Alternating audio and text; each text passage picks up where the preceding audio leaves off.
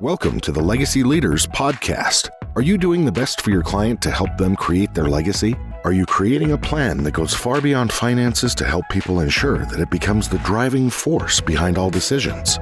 On this podcast, hosts Katie Beth Hand and Stan Miller will help you with growing your practice and your clients' peace of mind. Together, they bring the best and brightest minds to share with you how to help your clients develop their best legacy. And now, here are your hosts, Katie Beth and Stan. Welcome back to the Legacy Leaders Podcast. This is your host, Stan Miller, and today we're fortunate to have as our guest Ben Hockema. Ben is the founder of Illuminate Wealth Management. Ben is physically based in Chicago, but he does have a practice that extends all around the country.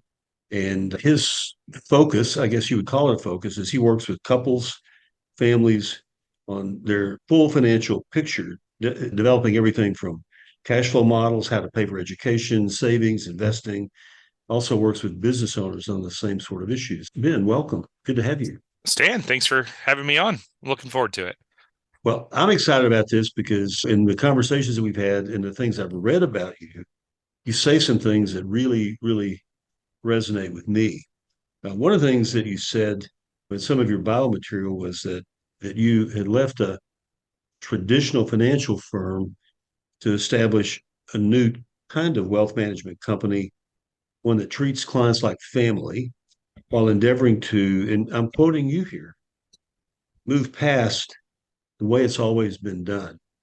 So that grabbed my attention immediately because I think like that too. And I'm curious to hear about what it is that you do as a financial planning firm that where you do things that move you past the way it's always been done. Mm-hmm.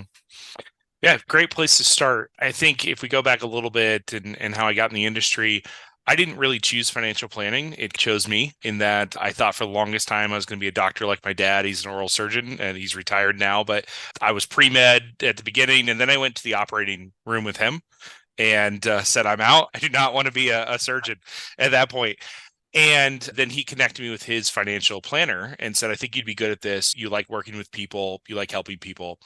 And then an internship turned into a job and I was going to turn that down. And so I never went in saying, I love financial planning and I really want to do it this way. What I said was, I really want to help people and I'm going to be the best I can at what I'm doing. And this is my current way to do it.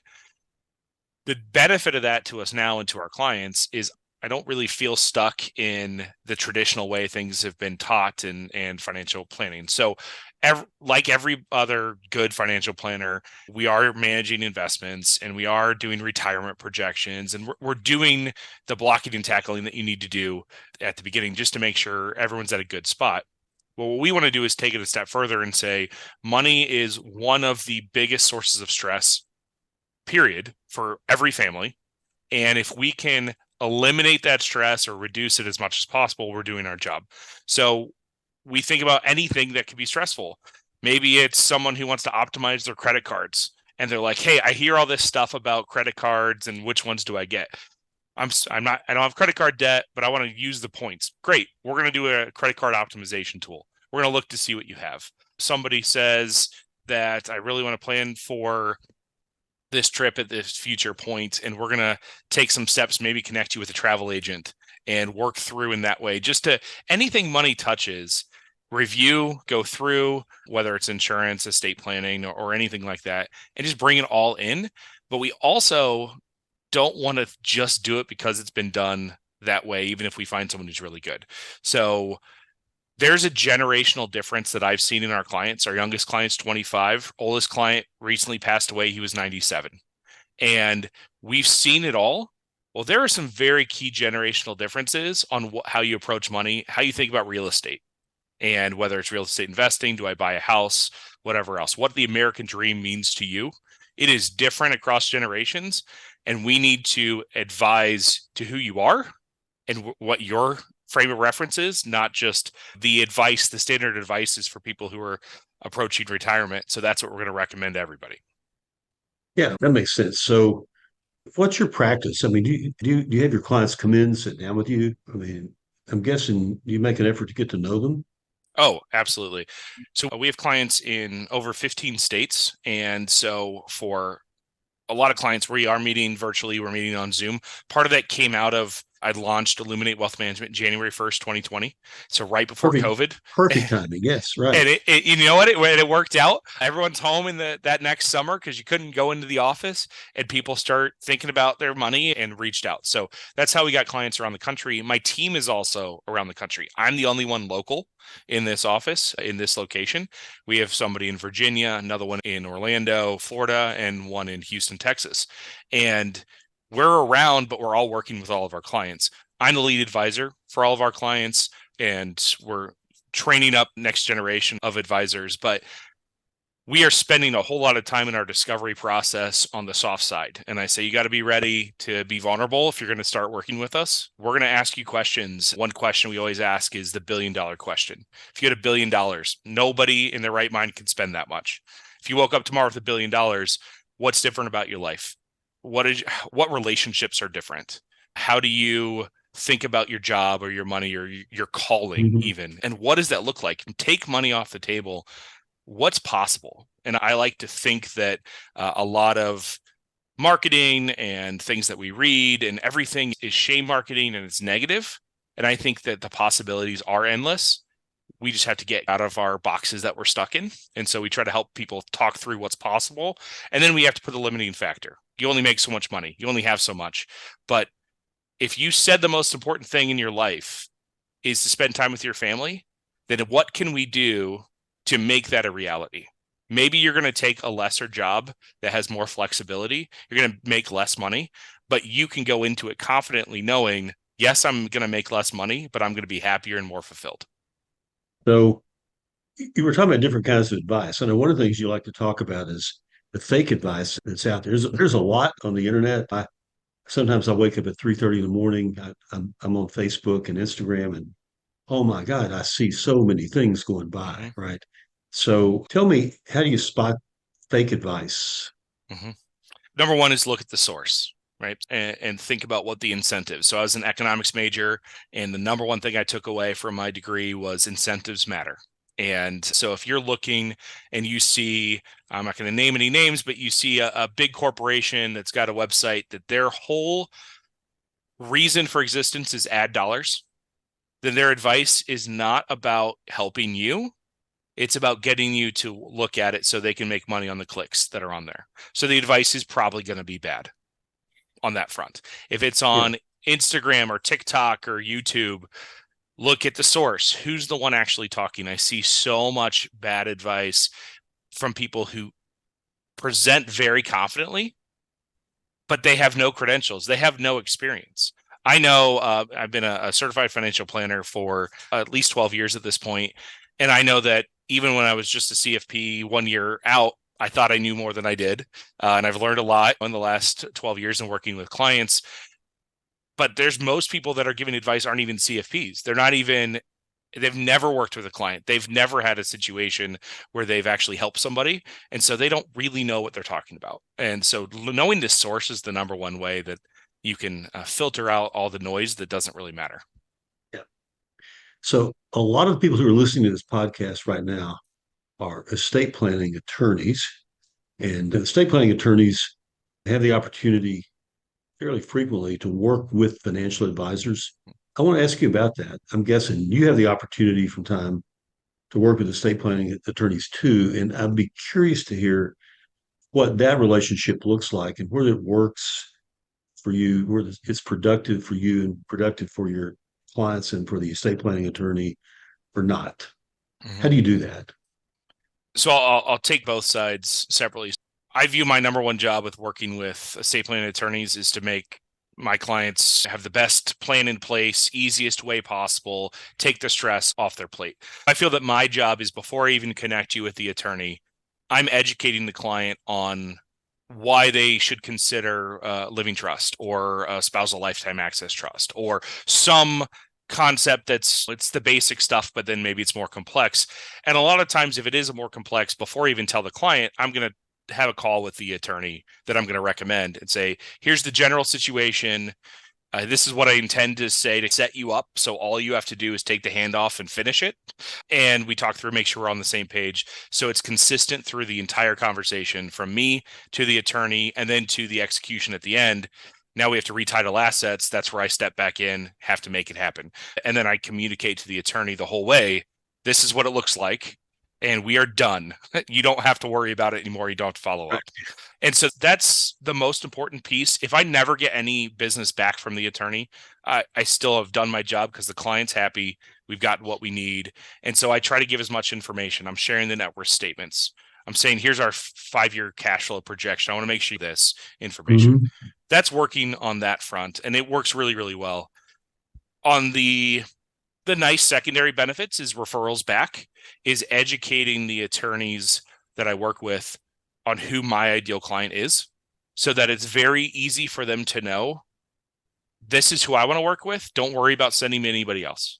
I'm best. I've got a couple different types of clients I'm best with. What I focus on with the attorneys are what I call reluctant entrepreneurs. So they're creatives, they're service-based businesses, they've started their own business, but they're not in it to make a bunch of money, or they're not in it because they love the business aspect.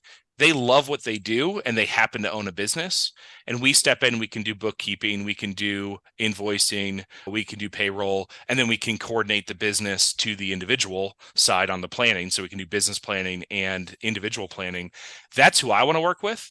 And I know that a few clients over the years will fit that profile for the estate planning attorney. And I know that attorney's only going to think of me for that specific case, because it's going to be very specific on who I want to work with.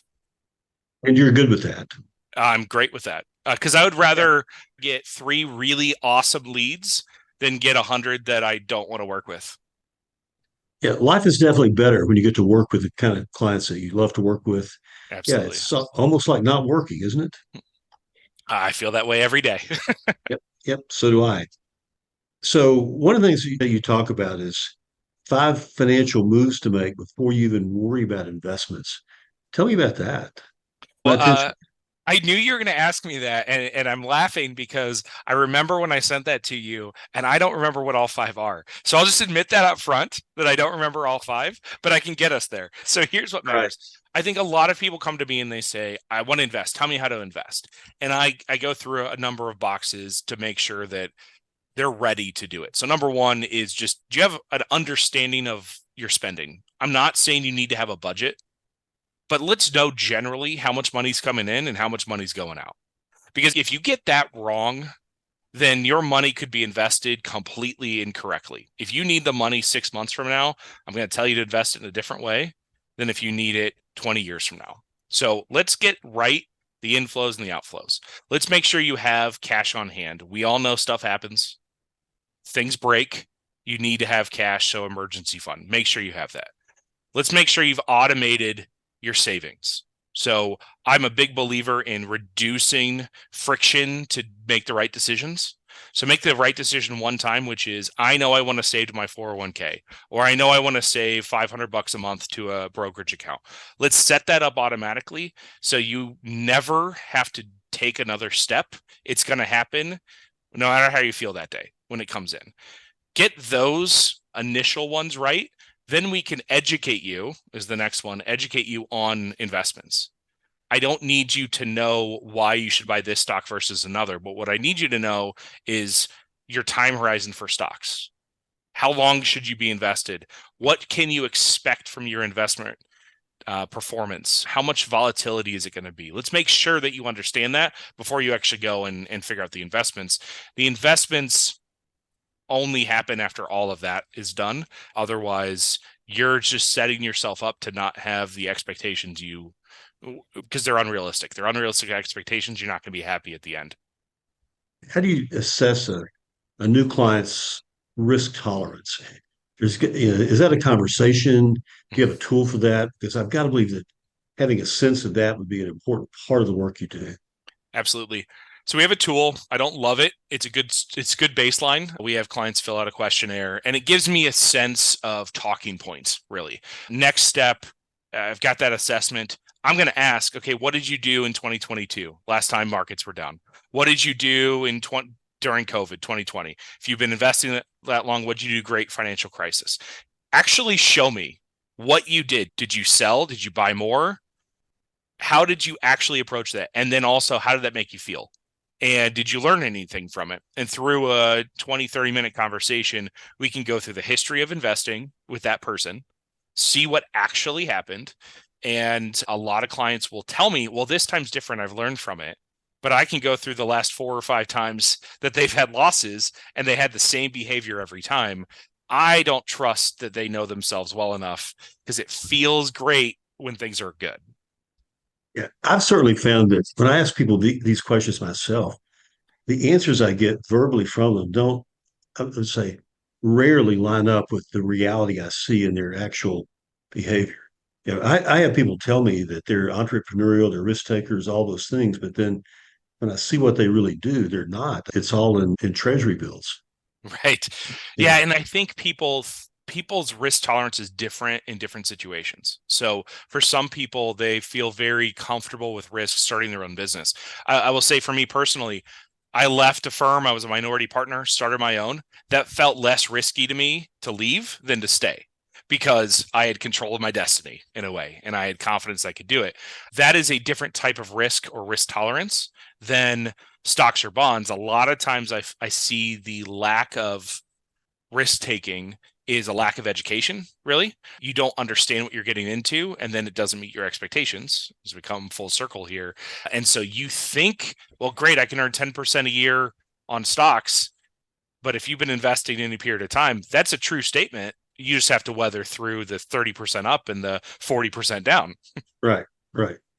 So understanding different types of risk tolerance, I don't think anyone is the same in all scenarios, and trying to just compartmentalize where you feel you can take risk and where you don't. Are there categories of investments you feel more comfortable in or navigate toward as opposed to other categories of investments? So going back to the type of clients we work with, we really have 2 groups of clients that come to us. It's people that are in their 30s and 40s, they're starting families, they're getting busy. They just want to delegate everything and say, take it all off my plate. And then we have a number of clients, like most financial planners. I'm approaching retirement. This seems scary. I need help. And that's where most people come from, one of those 2 scenarios. Well, I'm going to invest those very differently.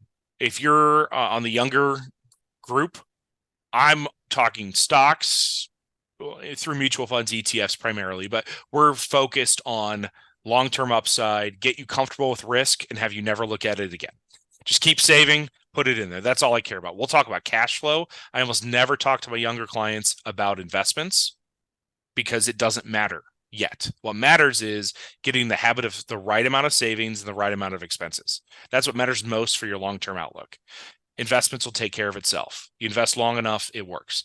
When you're approaching retirement, we focus a lot more on bonds. Also, we do have some private real estate and private equity investments we may look into, and you do have some stock allocation. But like right now, interest rates are great. We're going to build a 20-year treasury bond ladder. And every year you've got money coming due and it's going to cover your expenses. And you're not going to worry about it going into retirement, that you've got money, whether it's municipal bonds or treasury bonds, just paying out. Individual bonds are a big focus for clients approaching retirement. So you have access to like the full range of everything from alternatives to REITs to ETFs to Everything. Right. yeah. So we're a young firm. I started January 1st, 2020. Like I said, we got 3.5 people. We recently crossed the 100 million assets under management mark, which is pretty good growth in 4 years. But what I like about that is, we only have 3.5 people, but I have great partnerships. And so we have actually a large investment firm that works with billion-dollar families who we pay to do investment research to help supplement what I'm doing. And so we have 45 chartered financial analysts that are reviewing mutual funds, reviewing private equity opportunities, and coming to me with a recommendation. I'm still making the decision, but it's nice to outsource a lot of the day-to-day research. Yeah, I guess if you spend all your time, you could easily spend all of your time researching and never have time to actually Absolutely. talk to a client or do business, right? Yeah. Right. I want to be in So, as many client meetings as I can. That's right. my job. Yeah. So what's your take on interest rates? Good questions. It's interesting how much people are focused on the short-term moves of the Fed right now. I think that, yes, it matters, but every time anyone speaks related to it, the market moves pretty dramatically.